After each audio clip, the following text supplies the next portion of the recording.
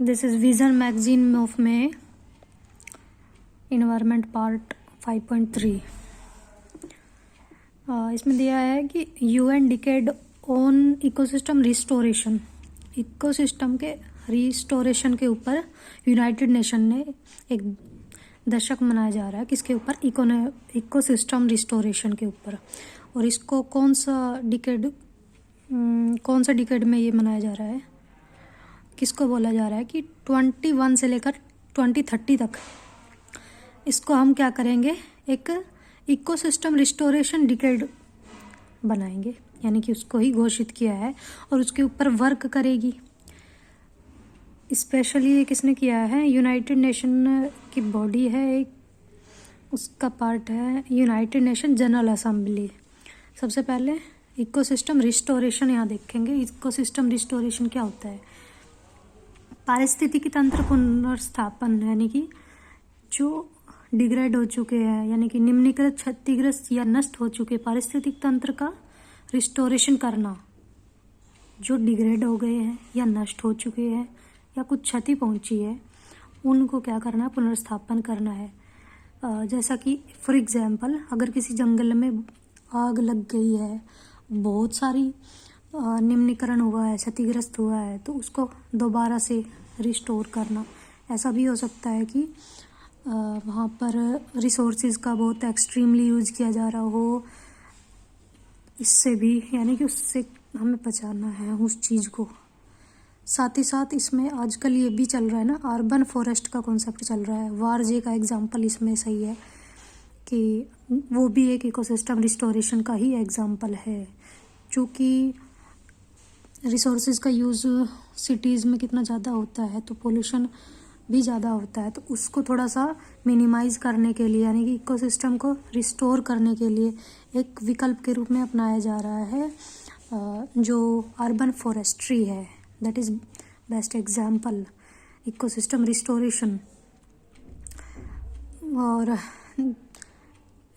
अभी इसमें है कि पारिस्थितिक तंत्र प्रकृति की एक कार्यात्मक इकाई है। कार्यात्मक इकाई का मतलब है कि ये इसका एक अहम रोल है, कार्य करती है ना प्रकृति के संचालन में, अच्छे संचालन में।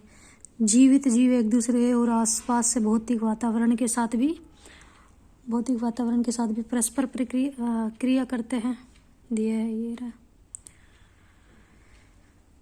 पुनर्स्थापन गतिविधियाँ इस प्रकार विकसित किया जाता है कि जिससे या तो किसी प्रकार की क्षति होने से पूर्व पारिस्थितिक तंत्र को बहाल किया जा सके, या क्षति होने से पूर्व के नए पारिस्थितिक तंत्र का निर्माण किया जाए, या तो पहले के ही तंत्र को अच्छे से सुधार कर ले, या फिर क्षति होने से पहले ही किसी अलग जगह नई पारिस्थितिक तंत्र का निर्माण कर लिया जाए। इसके अंतर्गत कई उपाय हैं। उपाय क्या है?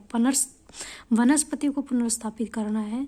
और जैसा कि आईची टारगेट्स है हमारा 9 कहता है कि जो इन्वेजिव स्पीसीज़ है ना, उसको कंट्रोल करना है। इन्वेजिव स्पीसीज़, आक्रामक प्रजातियाँ दूसरे क्षेत्र में आ जाती है, उसको कंट्रोल करना है। इसी कारण क्या है? देशज वृक्षों को लगाना, जैसे देशज वृक्षों को लगाना, इससे वहाँ के पारिस्थितिक तंत्र को खतरा नहीं होता है। देशज वृक्षों को लगाएंगे तो ठीक है। आक्रामक, यहाँ पे देखो आ ही गया है कि आक्रामक प्रजातियों को हटाना, ठीक है।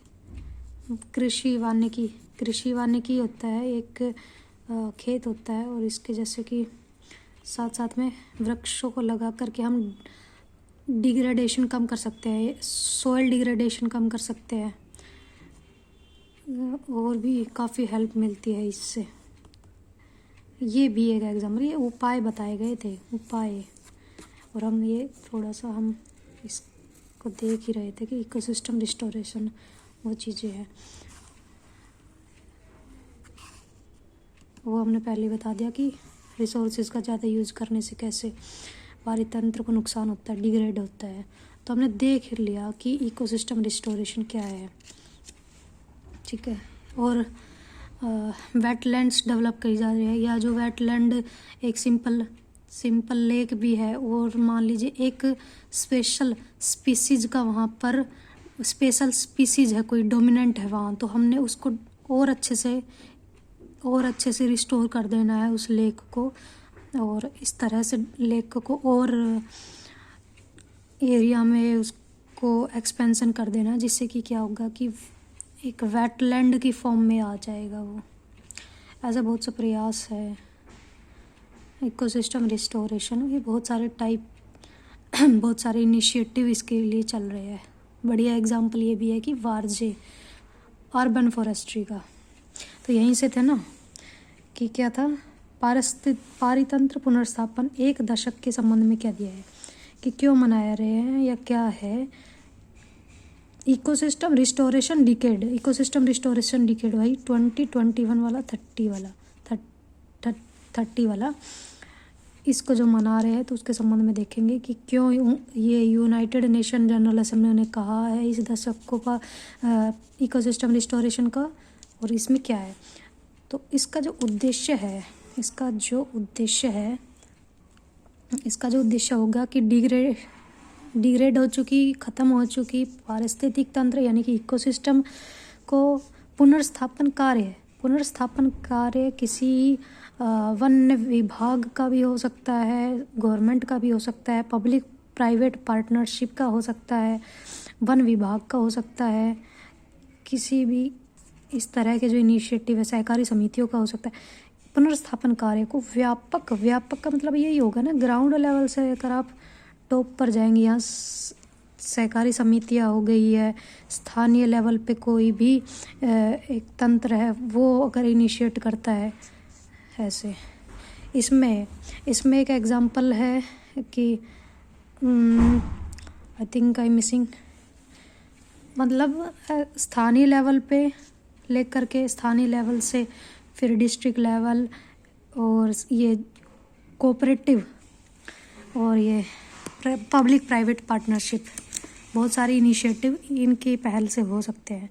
यानी कि सिंपल बात है, यूनाइटेड नेशन इसको इकोसिस्टम रिस्टोरेशन को एक्सपेंड करना चाहता है, क्योंकि आजकल क्या है कि जलवायु संकट के कारण साथ ही साथ फूड सिक्योरिटी हमारी खतरे में पड़ रही है, जल आपूर्ति भी खतरे में है और जैव विविधता तो खतरे में है ही। इनको हमें तर्कसंगत तरीके से बचाना है, इसलिए ये सब चीज़ें जो हम पुनर्स्थापन कर रहे हैं यानी रिस्टोरेशन करेंगे तो हमारी जो खतरा है खाद्य सुरक्षा का वो कम होगा। जलापूर्ति यानी जलापूर्ति का मतलब अगर ग्राउंड लेवल वाटर है वो भी थोड़ा सा रिस्टोर होगा, जैसे कि अगर हम अर्बन फॉरेस्ट्री करेंगे तो वह उस सिटी का वाटर रिस्टोरेशन थोड़ा अच्छा होगा, इससे जलापूर्ति अच्छी हो जाएगी। जैव विविधता को बढ़ाने में भी सहायक है। इन्वेजिव स्पीसीज़ को रोकेंगे, वहाँ पर देसी पौधे लगाएंगे यानी कि उसी क्षेत्र के जो है, ताकि उनको कोई खतरा ना हो, अपने आप अच्छे से उग सके, वो पोटेंशियल इतना रखते हो। वनस्पति को पुनर्स्थापित करेंगे उस जगह में, ये है। फिर भी और उद्देश्य क्या है, निम्नलिखित उद्देश्य यानी कि United nation decade on ecosystem restoration का वही क्या है, वही ये है पारिस्थितिक तंत्र के निम्नीकरण रोकने, निम्नीकृत पारिस्थितिक तंत्र का पुनर्स्थापन करने के लिए सरकारी नेतृत्व वाली निजी सफल पहल का प्रदर्शन। वही PPP हो गया, पब्लिक प्राइवेट पार्टनरशिप, वही चीज़ दे रखी है। बड़े पैमाने पर पुनर्स्थापन लगन के लिए ज्ञान के आदान प्रदान को बढ़ावा देना है। यानी कि अगर एक महाराष्ट्र सरकार ने वारजे अर्बन फॉरेस्ट किया है, वो इस इनिशिएटिव को, वो इसके सकारात्मक परिणाम जो आए हैं वो उसको अदर स्टेट की सरकारों के साथ, अदर स्टेट के एग्जीक्यूटिव ऑफिसेज के साथ शेयर करे, इससे ज्ञान का आदान प्रदान करे, या वन विभाग आपस में इंफॉर्मेशन को शेयर करे, कोऑपरेट किया जाए, राज्य और केंद्र सरकार भी करे। दक्षता प्रभाव में वृद्धि के लिए समान प्रदेश क्षेत्र प्रकरण में संलग्न पहलों का संयोजन करना, इफेक्टिव हो, उसका पोटेंशियल बहुत अच्छा है, इसके लिए पहल हमने इनिशिएटिव तो लेना होगा और उन सभी पहलों को हमने कोरिलेट करना होगा अच्छे से। संधारणीय सस्टेनेबल प्रोडक्शन होगा और प्रभावी विनिवेश में रुचि रखने वाले प्रभावी निवेश में इन्वेस्ट करना होगा ना, व्यवसाय को लाना होगा। अगर आप इस संबंधित क्षेत्र में कोई प्लांट लगाना चाह रहे हैं तो आप इसकी जगह किसी अन्य क्षेत्र में वहाँ इकोसिस्टम को रिस्टोर करेंगे। मान लीजिए कोई ऊबड़ खाबड़ और पथरीली ज़मीन है जहाँ पर खेती नहीं हो सकती, लेकिन वो प्लांट ऐसी जगह लगा रहे हैं जहाँ पर ज़रूरी है उस प्लांट के लिए एक, जहाँ पर जल की उपलब्धता बहुत अच्छी हो। मान लीजिए टेक्सटाइल इंडस्ट्री कहीं लग रही है और लेकिन वो लाइसेंस मांग रही है, तो एक इशू देना चाहिए उनको कि आप पहले इस जगह पर जो पथरीली है, ऊबड़ खाबड़ है, उसको इकोसिस्टम रिस्टोरेशन लायक बनाएंगे, तब आपको कुछ फ़ायदा होगा। इस तरह से मतलब कंपनसेट करना चाहिए चीज़ों को, ताकि व्यवसाय भी बढ़े और एक इकोसिस्टम भी रिस्टोरेशन भी हो। यानी कि मध्य संपर्क स्थापित करना, वो भी संधारणीय उत्पादन, वही चीज़ हो गई संधारणीय उत्पादन। सस्टेनेबल प्रोडक्शन तभी हो जाएगा क्योंकि वो इतना नुकसान नहीं करेंगे, क्योंकि उन्होंने एक चीज़ तो अच्छी की है ना कि इकोसिस्टम रिस्टोरेशन किया, पारिस्थितिक तंत्र नवीकरणीय है, पर्यावरणीय सामाजिक आर्थिक लाभों के महत्व को प्रदर्शित करते हुए व्यापक कार्यानुभव रखने वाले विशेषज्ञों को एक मंच पर लाना है जो इसके लिए काम करते हैं। वन विभाग में बहुत अच्छा अनुभव है, उन्होंने बहुत अच्छे प्लानिंग की है, बहुत अच्छी स्कीम चलाई है। उनके अनुभवों को और अन्य विशेषज्ञों के अनुभवों को एक मंच पर लाएंगे। इस चीज़ के बारे में है ये क्या है, इस तंत्र में क्या क्या आ जाते हैं, वन भी आ जाते हैं, घास के मैदान भी आ जाते हैं, फसली क्षेत्र भी आ जाते हैं, आर्द्र भूमि भी आ जाती है, क्योंकि डिग्रेड तो ये सब चीज़ हो सकती है ना, और उसको सुधारा भी जा सकता है। वही इकोसिस्टम के पार्ट है। वन भी इकोसिस्टम, जल घास के मैदान भी इकोसिस्टम, फसली क्षेत्र भी इकोसिस्टम है, आर्द्र भूमि भी, सवाना वन भी, अंतर्देशीय जलीय क्षेत्र भी, तटीय समुद्री पारिस्थितिक तंत्र भी, शहरी पर्यावरण भी शामिल है। भूमि पर 2030 तक कम से कम 350 मिलियन 350 मिलियन हेक्टेयर निम्नीकृत भूमि के पुनर्स्थापन का लक्ष्य किया गया है। ऐसे डाटा कर लीजिए, काम आ सकता है आंसर राइटिंग। तट महासागर के लिए लक्ष्य निर्धारित किया जाना अभी शेष है कि हम उनके इन तटों के बारे में हम क्या इसके लिए अभी, वैसे तो CRZ है, उसको और अच्छे से अन्य लक्ष्य भी निर्धारित किया जाना शेष है। कोस्टल रेगुलेशन जोन हमने 3 पार्ट में डिवाइड किए हुए हैं, जो मतलब यहाँ पर जो इकोनॉमिक एक्टिविटी है थोड़ा सा कंट्रोल में, रेगुलेशन इसकी की जाती है। लैटिन अमेरिका 2020 पहल प्रयास क्षेत्रीय प्रयास पर आधारित है। ये सारे जो प्रयास है ना इकोसिस्टम रिस्टोरेशन के, वो क्षेत्रीय पहल पर आधारित है कि सबसे पहले क्या हुआ था। लैटिन अमेरिका 2020 पहल एक एग्जाम्पल दिया है कि इसका उद्देश्य क्या था। 2020 तक 20 मिलियन हेक्टेयर, ऐसा कोई हम भी लक्ष्य रख ही सकते हैं। 2020 जैसे इन्होंने कहा है 2020 तक लैटिन अमेरिका में 2020 पहल चल रही है कि 2020 तक 20 मिलियन हेक्टेयर निम्नीकृत भूमि को रिस्टोर करना है। AFR 100 एफोरेस्टेशन रिस्टोरेशन हो गई है। 100 अफ्रीकी वन्य भूमि, अफ्रीकी फॉरेस्ट लैंड रिस्टोरेशन का है ये। इसका उद्देश्य 2030 तक 100 मिलियन हेक्टेयर निम्नलिखित, इसमें 100 मिलियन हेक्टेयर है 2030 तक करेंगे ये अफ्रीका की पहल, अफ्रीका के महाद्वीप की पहल है ये सब। अच्छा, AFO UNEP और AFO कार्यान्वयन का नेतृत्व करेंगे। ऐसा एग्जाम्पल है इन चीज़ों के कि ऐसे इनिशिएटिव चल रहे हैं। हालांकि वर्ष 2020 में और जो डिकेड हैं वो कौन कौन से हैं। एक तो है जैव विविधता पर संयुक्त राष्ट्र दशक, सड़क सुरक्षा कार्रवाई पर दशक और मरुस्थलीकरण के विरुद्ध संघर्ष के लिए ये ER हमने देख ही लिया। फिर लाभ क्या होंगे, बहुत सारे लाभ होंगे। सामाजिक आर्थिक लाभ क्या होंगे, पारिस्थितिक लाभ क्या होंगे। सामाजिक आर्थिक लाभ में जाहिर सी बात है कि गरीबी उन्मूलन होगा, खाद्य की सुरक्षा बढ़ेगी, उन्नत पर्यटन होगा। क्योंकि उन्नत पर्यटन कैसे होगा, मान लीजिए महाराष्ट्र सरकार ने अपना अर्बन फॉरेस्ट का कर दिया,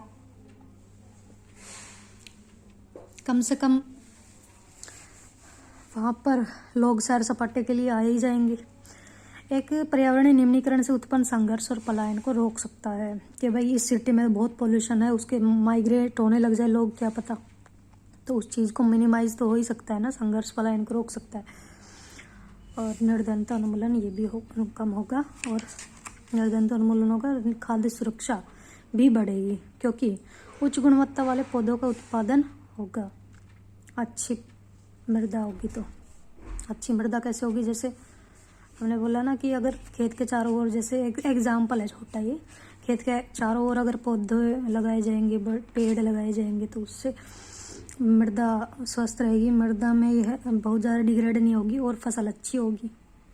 एग्जाम्पल है, पारिस्थितिक लाभ होंगे, चीज़ें सुरक्षित रहेगी, ग्रीन हाउस गैस को कम किया जा सकता है, जैव विविधता संरक्षण होगा, जंतुओं और पौधों की प्रजातियों को बढ़ाने में सहायता करेगा, वर्तमान में जो विलुप्त होने के कगार पर, क्योंकि उनको एक नए आवास मिल जाएंगे रहने के लिए। अगर हम एक पेड़ भी लगाते हैं, उनमें कितने पक्षी आ जाते हैं। इसी तरह से एक ऐसे एक ह्यूमन इनिशिएटिव किया जाए, ह्यूमन इनिशिएटिव द्वारा ही नए फॉरेस्ट डेवलप किए जाए, जैसे urban forestry is a best example. Wetland जो ख़राब हो चुके हैं, जो डिग्रेड हो चुके हैं, उनको बहुत अच्छा और करना, ऐसे ही जैव विविधता का संरक्षण हो सकता है बहुत अच्छा। पृथ्वी पर तटीय समुद्री जैव विविधता वाले हॉटस्पॉट का पुनर्स्थापन किया जाना चाहिए। तूफानों से संरक्षण, अब चिल्का झील उड़ीसा में है, तो उड़ीसा की इधर निकट में बहुत ज़्यादा तूफानों का सामना करना पड़ता है और ये सब है। तो ओलिव रिडले टर्टल का आवास है यहाँ पर, तो उन प्रजातियों को संरक्षण होगा अगर हम इन्हें चक्रवात सुबेद इलाकों को बहुत अच्छे से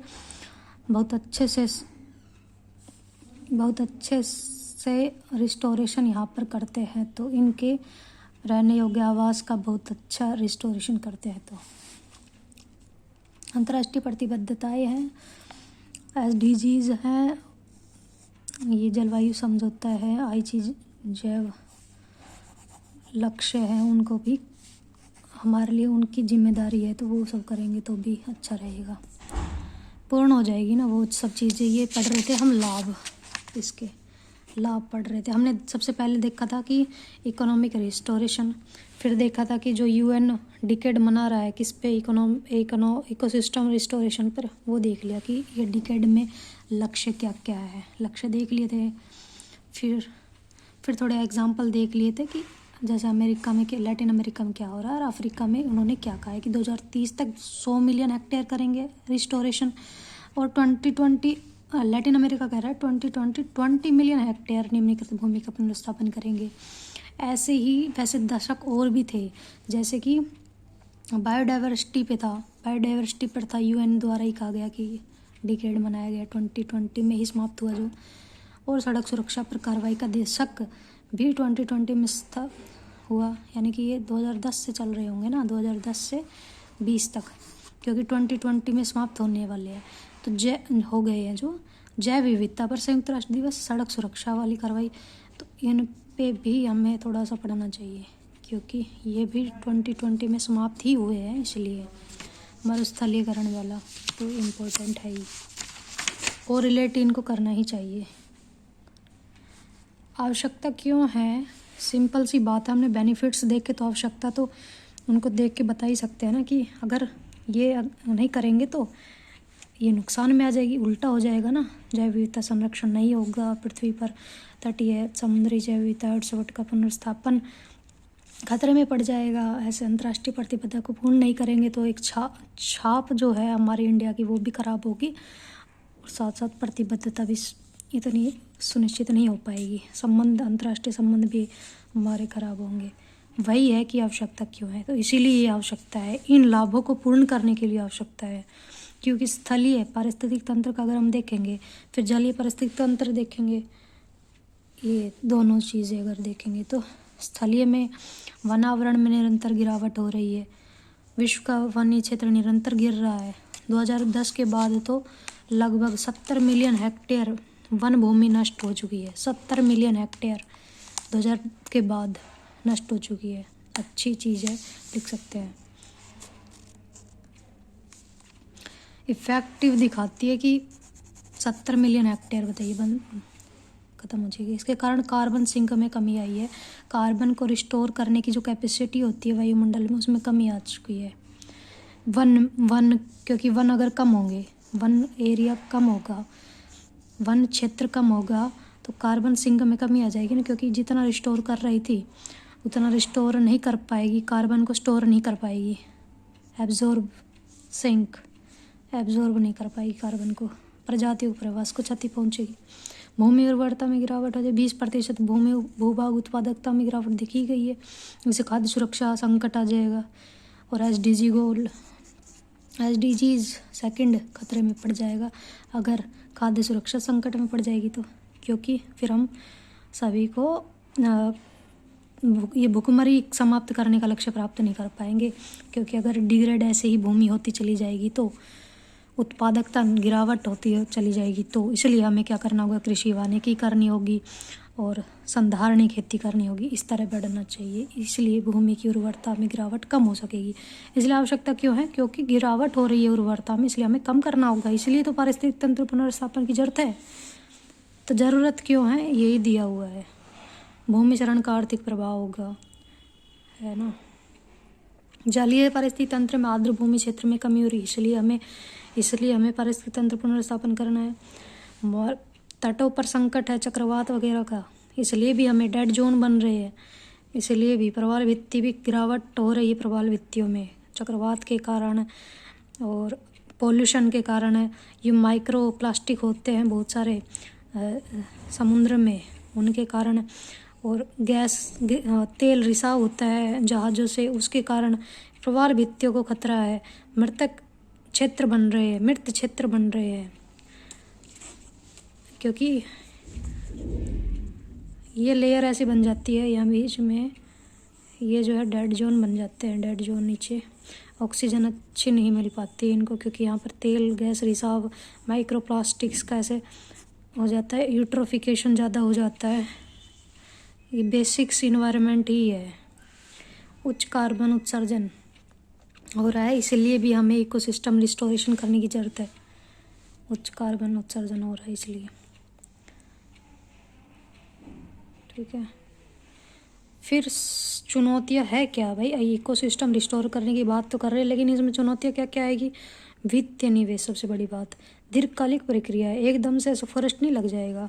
समन्वय का अभाव है, क्योंकि पारिस्थितिक तंत्र किसी भौगोलिक सीमाओं से सीमित नहीं है, अंतर्राष्ट्रीय समन्वय भी अनिवार्य हो जाता है। पारिस्थितिक तंत्र विशेषता का अल्प ज्ञान है और आर्थिक क्रियाओं का प्रभाव है।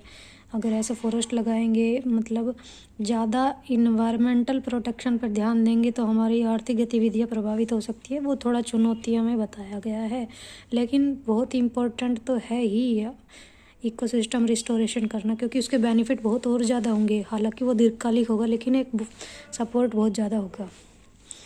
आगे की राह क्या करेंगे, फिर हम क्या कर सकते हैं, तो वनीकरण के माध्यम से स्थलीय पारिस्थितिक तंत्र को पुनर्स्थापित किया जा सकता है।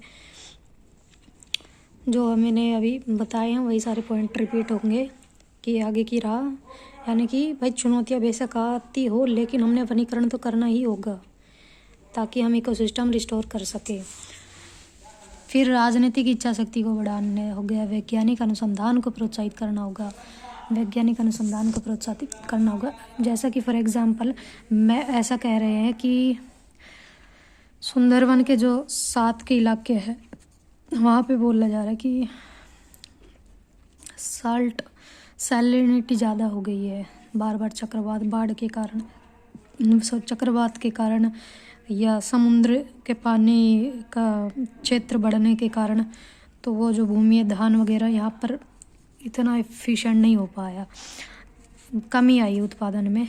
तो एक विकल्प ये अपनाया जाने की कोशिश की जा रही है कि यहाँ पर जो मैंग्रोव के जीन है, मैंग्रोव क्योंकि खारे पानी में भी उगते हैं, कई स्पीसीज ऐसी होती है खारे पानी में उगती है, बहुत सारी, जो मीठे वाले भी होते हैं, खारे वाले भी। मैंग्रोव बहुत खारे पानी के जो जीन होते हैं मैंग्रोव के, वो जीन यहाँ पर ट्रांसप्लांट कर जाए, यानी कि जीन टेक्नोलॉजी का यहाँ पर यूज़ किया जा सकता है। नए जीन का यूज़ किया जा सकता है राइस कल्टीवेशन में। तो यहाँ पर उनको रेजिलिएंट बनाया जा सकता है, ऐसी फसल को रेजिलिएंट बनाया जा सकता है जो खारे पानी में भी हो सके। यानी कि वही चीज़ है कि वैज्ञानिक अनुसंधान को प्रोत्साहित करना होगा जो हेल्प कर सके इकोसिस्टम रिस्टोरेशन का। क्योंकि देखो डिग्रेड हो चुकी थी भूमि क्योंकि सैलिनिटी बढ़ गई, इसलिए डिग्रेड ना हो रिस्टोरेशन करना है। क्योंकि इकोसिस्टम में तो फसली क्षेत्र भी आएगा, ये एग्जांपल दिया है फसली क्षेत्र का मैंने। तो पारिस्थितिक तंत्र पुनर्स्थापन कर सकते हैं हम। टेक्नोलॉजी वाला जो एग्जांपल दिया ना, जीन टेक्नोलॉजी, जैसे कोई जीन है जो खारे पानी का है, खारे पानी की प्रजाति का है, तो वो जीन इसमें ट्रांसप्लांट किया जाए तो ऐसी प्रजाति चावल की बनेगी जो यहाँ पर हो सकती है सैलिनिटी वाले इलाके में। तो अच्छी चीज़ है। बेहतर पद्धति विकसित करेंगे ना, ये सब है। वित्तीय संसाधनों में वृद्धि की जाए, पृथक कोष बनाया जाए के माध्यम से धन का वितरण, परिस्थिति तंत्र का अधिक चरण को रोकने, परीक्षण संरक्षण को प्राथमिकता देना।